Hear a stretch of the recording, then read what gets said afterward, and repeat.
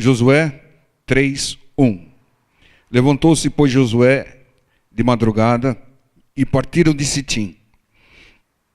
E vieram até ao Jordão, ele e todos os filhos de Israel, e pousaram ali antes que passassem. E sucedeu, ao fim de 3 dias, que os príncipes passaram pelo meio do arraial e ordenaram ao povo, dizendo: quando vires a arca do concerto do Senhor vosso Deus, e que os sacerdotes levitas a levam, parti vós também do vosso lugar e segui-a. Haja, contudo, distância entre vós e ela, como da medida de 2.000 côvados, e não vos chegueis a ela, para que saibais o caminho pelo qual haveis de ir, porquanto por esse caminho nunca passastes antes. Irmãos, há caminhos que nós nunca passamos antes na nossa vida. Há caminhos e situações inéditas, né, que nós nunca nos deparamos. Então, nós devemos passar por esses caminhos com Deus. Deus prepara esses caminhos, porque Ele quer o nosso crescimento, Ele quer o nosso avanço.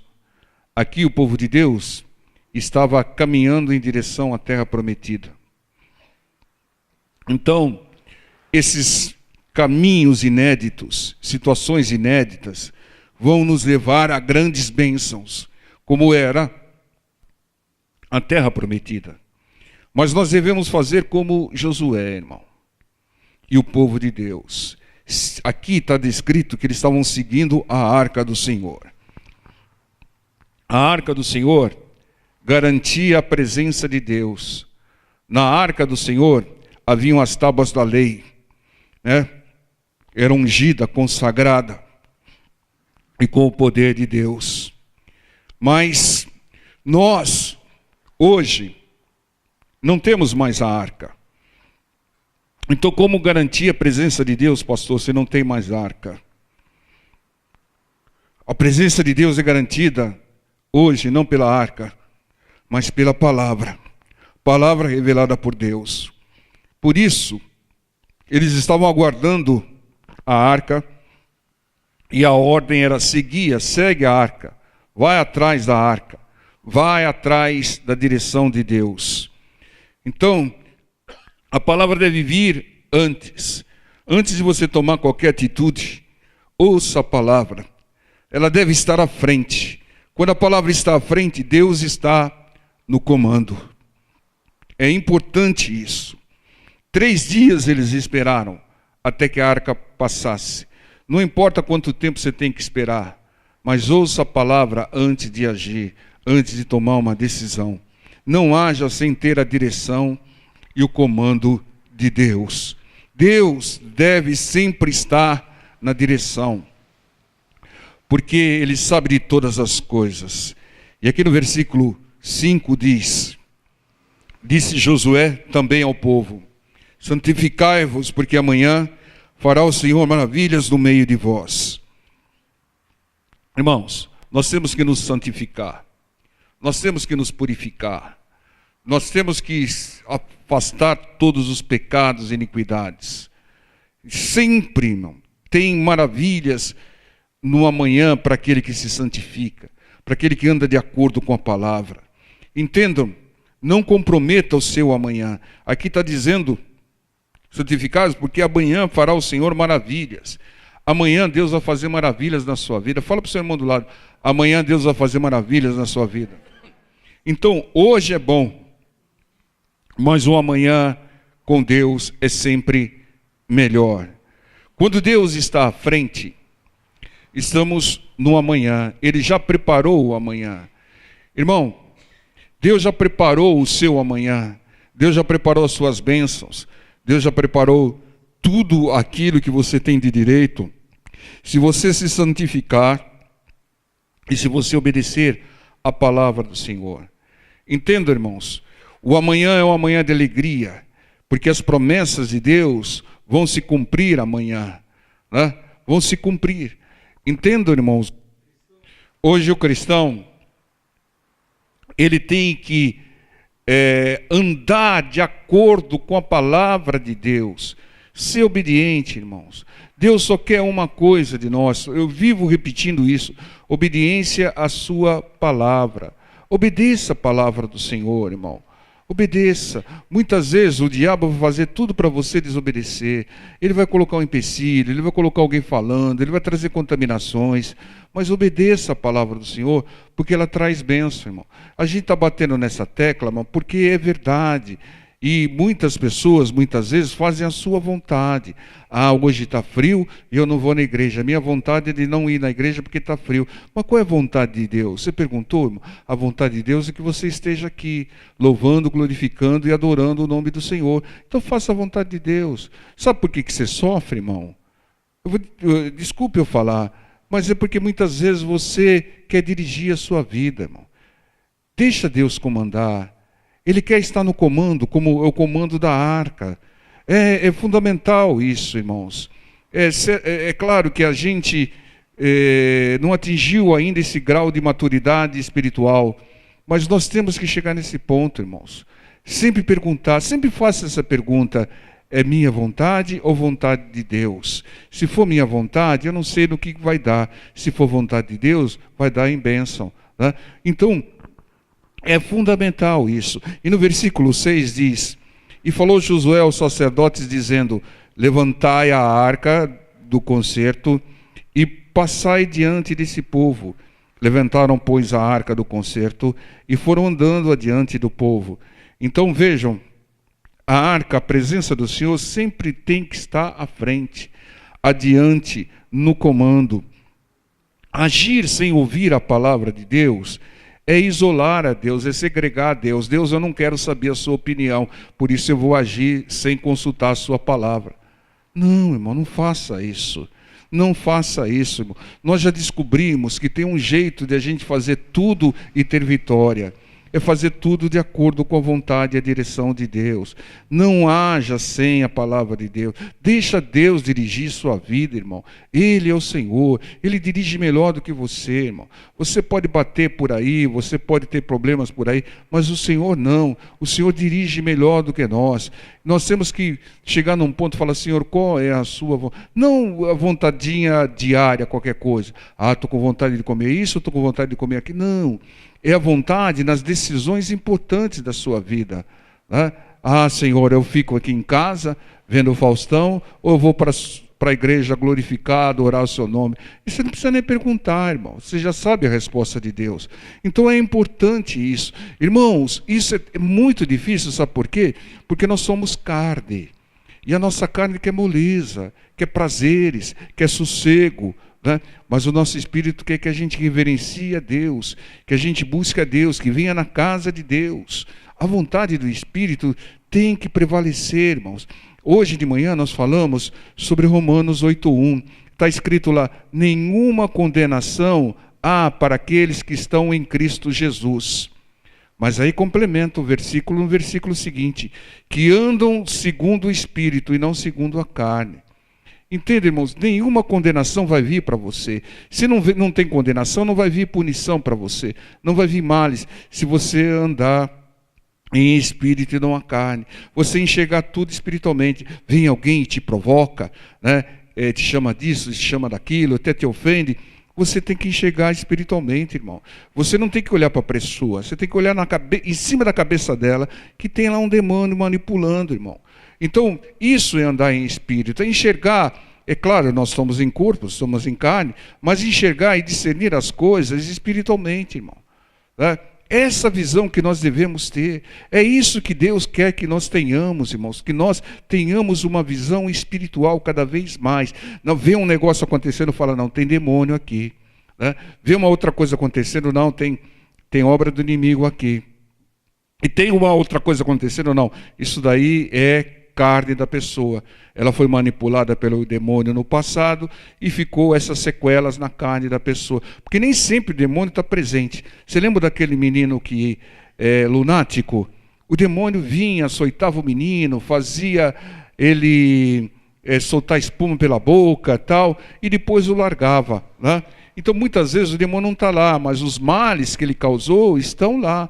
Às vezes a pessoa, o demônio usa uma pessoa para abusar de uma criança na infância. Essa criança, ela cresce com um trauma, né? Tudo ação espiritual. Se ela não entregar a vida para Jesus, não repreender, não perdoar lá o perturbado pelo diabo que fez isso, ela vai ficar prisioneira a vida toda. Aí ela cai em desgraça, fica revoltada, quer ferir todo mundo, quer pagar o mal com o mal. Irmãos, o importante é enxergar espiritualmente, né? E enxergando espiritualmente, a gente tem a direção, a gente tem a saída. Você muitas vezes está numa situação que não tem saída. Você já tentou isso, já tentou aquilo, já tomou remédio tal, tomou remédio tal, e ainda o problema persiste. Olhe espiritualmente, tem bênção de Deus aí, Deus está preparando a solução, né? E nós temos que crer nisso, nós temos que crer naquilo que está escrito lá, que o Senhor Jesus levou as nossas enfermidades na cruz do Calvário, né? Está lá em Isaías 53, pelas feridas do Senhor nós somos sarados. Então diga bem alto, ó, eu estou sarado pelas feridas do Senhor. E é importante isso, tudo isso vem com a luz da palavra. Quando Deus está dirigindo a sua vida, quando você está consultando a Deus, né, Deus está na frente, sabe o que Ele vai fazer? Ele vai remover obstáculos. Ele vai abrir o mar vermelho. Ele vai derrubar Jericó. Se você colocar Deus no comando, à frente, quando surgir um obstáculo, Ele remove. Mas quando você faz a sua vontade, surgiu o obstáculo, você vai ter que remover, você que vai ter que dar um jeito. Nós pregamos até uma carona na revelação que Deus deu para a irmã, que o Jonas estava contra a vontade de Deus. Aí ele foi para Tarsis. E o texto diz que ele teve que pagar a sua passagem. Teve que pagar a sua passagem. Quando Deus está no comando, quando você está na vontade de Deus, Deus te dá o recurso, irmão.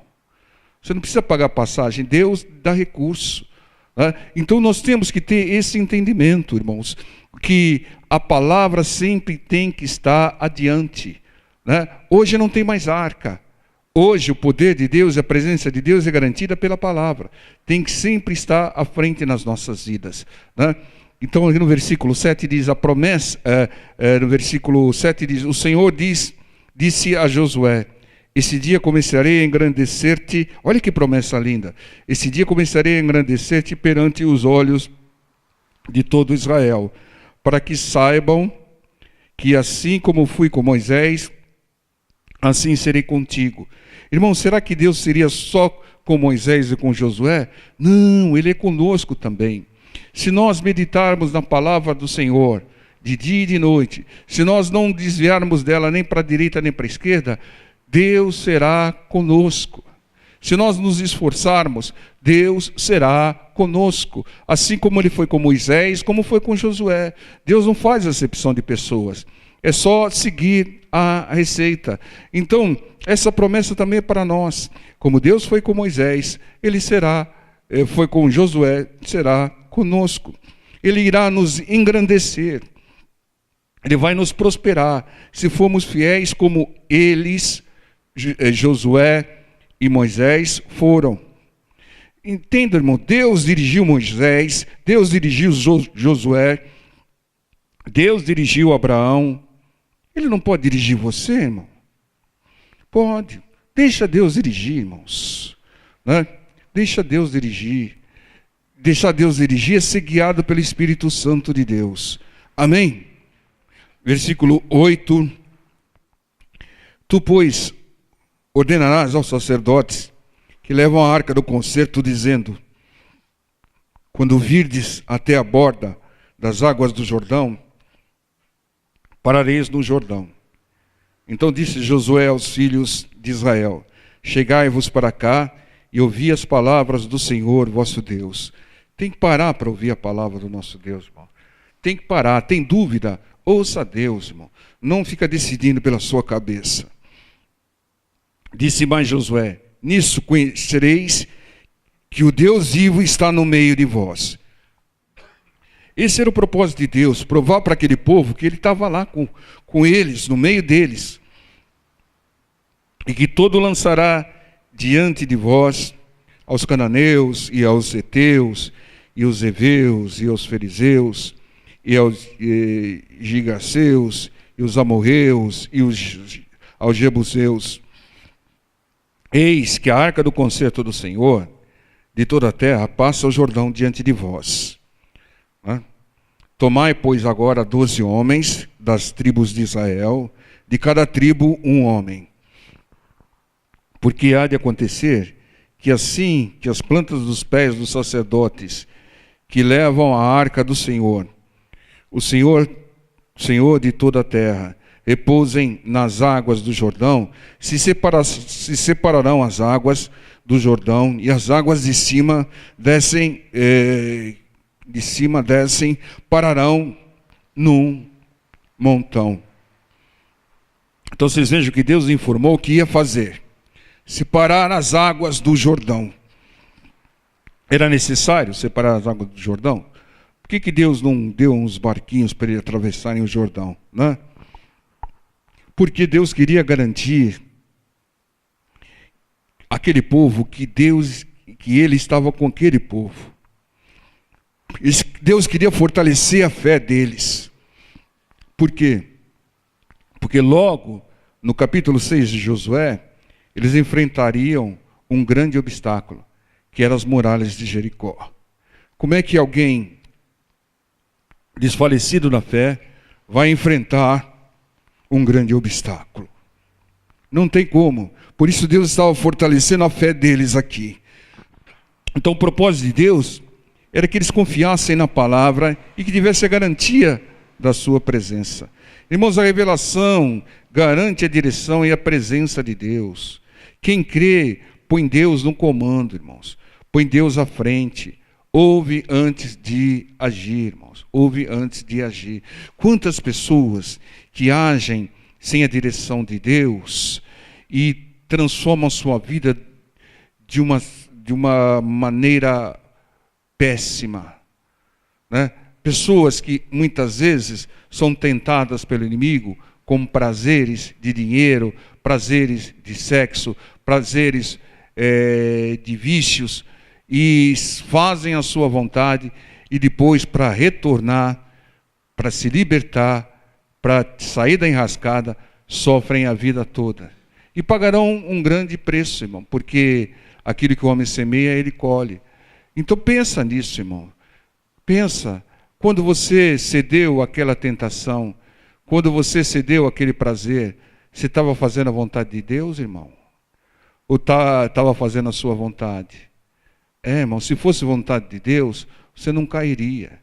Você faria como o José do Egito, que foi tentado pela mulher do Potifar, largou a capa e foi embora, né? Então, muitas vezes, irmãos, a pessoa desgraça a vida dela numa questão de minuto, irmão. Às vezes tem um problema no trânsito, um probleminha qualquer, tolo, né? E fica irado, briga com o outro, sai até morte, irmão. Desgraçou a vida de um ou desgraçou a vida dele por uma coisa à toa, não fez a vontade de Deus. A vontade de Deus é: você bateu, glória a Deus, né? Você não bateu no meu carro, você bateu no carro do Senhor, porque esse carro é do Senhor, tudo que eu tenho é do Senhor. E tudo que nós temos é do Senhor, irmãos. É do Senhor. Irmãos, eu estou com um versículo explodindo no meu peito, eu tenho que compartilhar com vocês. Quer ver? Vamos dar um pulo lá em Mateus. Está aqui, Mateus 21. E quando se aproximaram de Jerusalém, chegaram a Betfagé, ao Monte das Oliveiras. Enviou então Jesus 2 discípulos, dizendo-lhes: ide à aldeia, olha a ordem do Senhor Jesus, ide à aldeia que está defronte de vós, e logo encontrareis uma jumenta presa, e um jumentinho com ela. Eu não quero a jumenta, eu quero desprendei-a, quero a jumenta, não quero o jumentinho. E trazei-mos. E se alguém vos disser alguma coisa, olha aqui a recomendação do Senhor. Se alguém vos disser alguma coisa, direis que o Senhor precisa delas, e logo os enviará. Né? O Senhor, em algumas versões, o Senhor admite, o Senhor precisa dela. Irmãos, o que salta aos olhos aqui? O Senhor Jesus estava previsto pela palavra que ele entraria triunfalmente em Jerusalém. E haveria um grande clamor. Se todo mundo se calasse, as pedras clamariam. Mas vocês veem nesse texto aqui, que o Senhor Jesus falou, o Senhor Jesus não falou, vai lá e pede emprestado uma jumenta. Tá? Ele não falou, ele falou isso. Pede emprestado uma jumenta. Ele falou lá, toma a jumenta. Vai lá e pega a jumenta. E se alguém falar alguma coisa, fala que eu preciso dela. Por que isso, irmãos? Porque se Jesus não pediu emprestado, mandou falar com a educação, ele falou, toma a jumenta. Sabe por quê, irmãos? Porque tudo pertence a Deus. Tudo pertence a Deus. E Deus dá e Deus tira na hora que Ele bem entender. A nossa vida pertence a Deus. Ele pode tirá-la na hora que Ele bem entender, cumprindo seus propósitos. Então Ele não pediu, porque Ele é o dono de tudo. E tem uma outra coisa, que eu gostaria que vocês guardassem na cabeça de vocês. Deus nunca pediu nada a ninguém. Deus nunca pediu nada a ninguém. Sabe por quê? Porque Ele é o Senhor. E o Senhor não pede, o Senhor ordena. Você vai ver que quando o Senhor Jesus falava, quando Deus se manifestava, Ele ordenava. Ele assumia o papel de Senhor, de Deus, de Criador. Ele não pedia, você pode me emprestar uma jumenta? Você pode dar o dízimo na igreja? Você pode... Não. Deus, Ele ordena, porque Ele é o Senhor. E a característica do Senhor é comandar, é ordenar. Né? E não pedir, irmãos. Nós temos que pedir porque nós somos servos. E nós temos que pedir para o Senhor porque é o único que pode nos dar tudo. Mas Deus nunca pediu nada. E Deus sempre ordena. Ô Abraão, será que você pode sair da tua terra e da tua parentela? Não, irmãos. Sai da tua terra e da tua parentela. Sempre no imperativo. Vai, o teu filho está curado. Vai, tua fé te salvou. Sempre ordenando. É isso, esse é o papel do Senhor. Nós não temos que ordenar. Nós temos que pedir. Porque nós não somos senhores. Nós somos servos. E o servo pede para o Senhor. Mas Deus nunca pediu nada para ninguém. Ele sempre ordena. Ele assume o papel de Senhor. Ele está no comando. Entendam? Isso é importante, irmãos. Você guardar, conhecer mais a Deus. Né? Voltemos lá. Nós paramos no versículo 14, não é isso, pessoal? Diz assim a palavra do Senhor. E aconteceu que, partindo o povo das suas tendas para passar o Jordão, levavam os sacerdotes a arca do concerto diante do povo.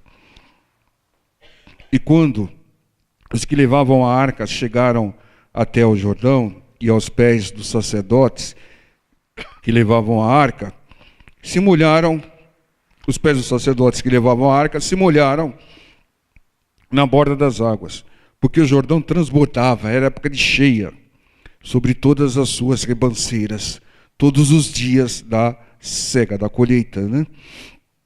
Versículo 16. Pararam-se as águas que vinham de cima, levantaram-se num montão, muito longe da cidade de Adã, que está da banda de Sartã. E as que desciam ao mar das Campinas, que é o mar salgado, faltavam de tudo. E separaram-se então, e passou o povo defronte de Jericó. Porém, os sacerdotes, que levavam a arca do Senhor, pararam firmes em seco, no meio do Jordão. E todo Israel passou em seco, até que todo o povo acabou de passar o Jordão. Entenda, irmãos, aqui algo importante. Como Deus prometeu, se cumpriu. Em época de cheia, eles passaram o Rio Jordão a seco, sem molhar os pés. Mas quando Deus está à frente, Ele para as águas, Ele remove obstáculos, e você passa sossegadamente. Passaram pelo Rio Jordão numa época de cheia, de chuvas, a seco. Não molharam os pés. E não estavam em barcos. Quando Deus está na frente, Ele vai removendo grandes obstáculos. Então, se você quer que Deus remova obstáculos da sua vida, coloca Ele no comando da sua vida. Mas sem a direção e o poder de Deus, não conseguiremos. O poder de Deus vem quando Ele está no comando, à frente. Quando Deus não está no comando, quando você não está ouvindo a palavra antes de agir, você está passando Deus para trás, irmão. Você fala, o Senhor é o Senhor da minha vida. Nada, irmão. O Senhor está no comando. O Senhor está ordenando. É isso, irmãos. Ele ordena e nós temos que obedecer. Nós somos servos. Temos que confiar. E aquele que confia, ele é abençoado. Então, muitas vezes você inicia algo e depois das atrapalhadas, você chama Deus. Não, irmão.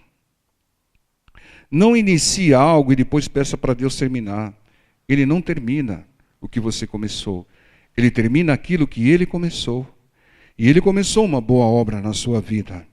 E Ele vai terminar, irmãos. Amém? Então não comece nada importante sem ouvir a Deus pela palavra.